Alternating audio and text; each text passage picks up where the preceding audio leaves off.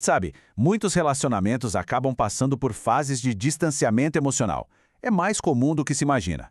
Hoje, a gente vai mergulhar num roteiro bem prático, baseado num artigo que ajuda a reacender essa chama. E a pergunta que está no centro de tudo é essa, né? Como é que se faz para reacender um amor que parece estar, assim, se apagando?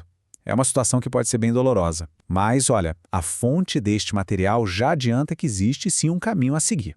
Bom, vamos lá. O artigo já começa com essa mensagem que é um baita sopro de esperança. A ideia é muito clara. Não importa o quão difícil a situação pareça, a reconexão é totalmente possível. Isso já dá um tom mais otimista para a jornada que a gente vai explorar agora. Mas antes de sair correndo para a ação, o artigo aconselha uma coisa: dar um passo para trás.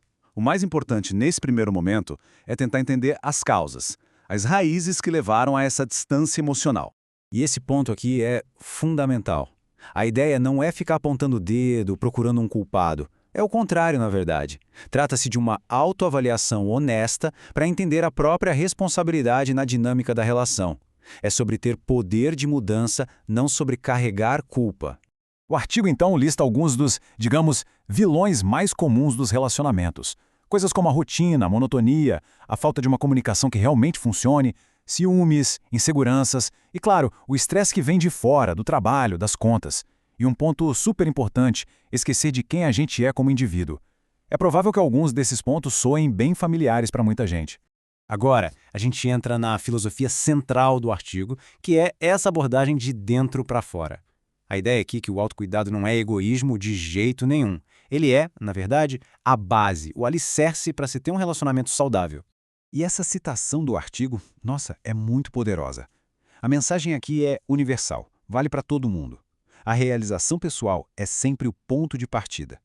Pensa bem, se uma pessoa não está legal consigo mesma, fica muito, mas muito difícil conseguir colocar uma energia positiva numa relação a dois. Esse slide ajuda a visualizar uma sugestão bem prática do artigo, que é essa, de fazer um contraste. De um lado, as paixões antigas, do outro, a rotina atual. A proposta é simples: lembrar e voltar a investir naquelas atividades que definem a identidade de cada um, mas que acabam se perdendo na correria do dia a dia. E isso leva a uma consequência bem interessante. Porque ao investir no próprio bem-estar, tanto físico quanto emocional, não só a autoestima melhora, como essa pessoa passa a irradiar uma energia, uma positividade que é super atraente para o parceiro ou parceira. Certo. Então, uma vez que essa base interna foi fortalecida, a análise passa para as estratégias mais práticas, interpessoais. Ou seja, como de fato a gente constrói essa ponte para fechar a lacuna emocional. Bom, o artigo dá um destaque enorme para uma habilidade de comunicação que é chave, a escuta ativa. E não se trata só de ficar quieto enquanto o outro fala, não. É um esforço genuíno para entender o ponto de vista da outra pessoa, sem ficar julgando ou já preparando a resposta. Esse slide aqui ilustra a diferença de uma forma brilhante. O material sugere trocar a linguagem da culpa pela expressão de sentimentos e necessidades.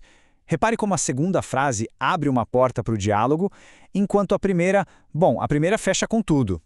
E para reacender a paixão, o artigo propõe estas 3 estratégias bem diretas. A ideia é sair do piloto automático, sabe? Seja recriando a magia do início, valorizando os pequenos gestos de carrinho do dia a dia, ou, e isso é importante, ter a coragem de ter uma conversa aberta e honesta sobre intimidade. E aqui tem um ponto muito sutil e importante. Tentar se reconectar não pode ser sinônimo de sufocar outra pessoa. Pelo contrário, incentivar que cada um tenha seus hobbies, seus amigos, isso pode fortalecer o vínculo. Afinal, ambos trazem novas energias para a relação quando se reencontram. Ok? Então a gente chega na fase final do processo.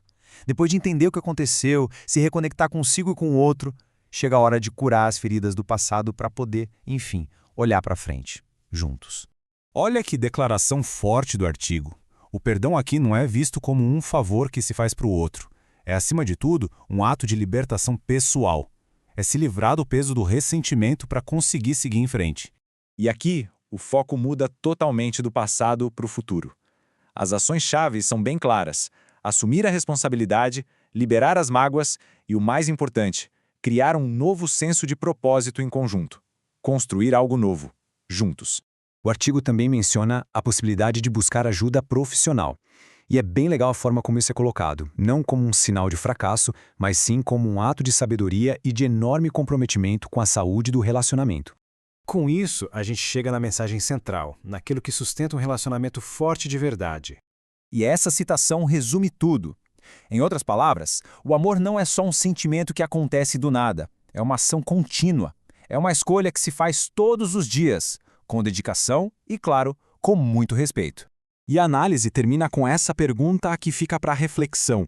Uma provocação que deixa a gente pensando no tema central do artigo: se o amor é de fato uma escolha, qual vai ser a escolha de hoje?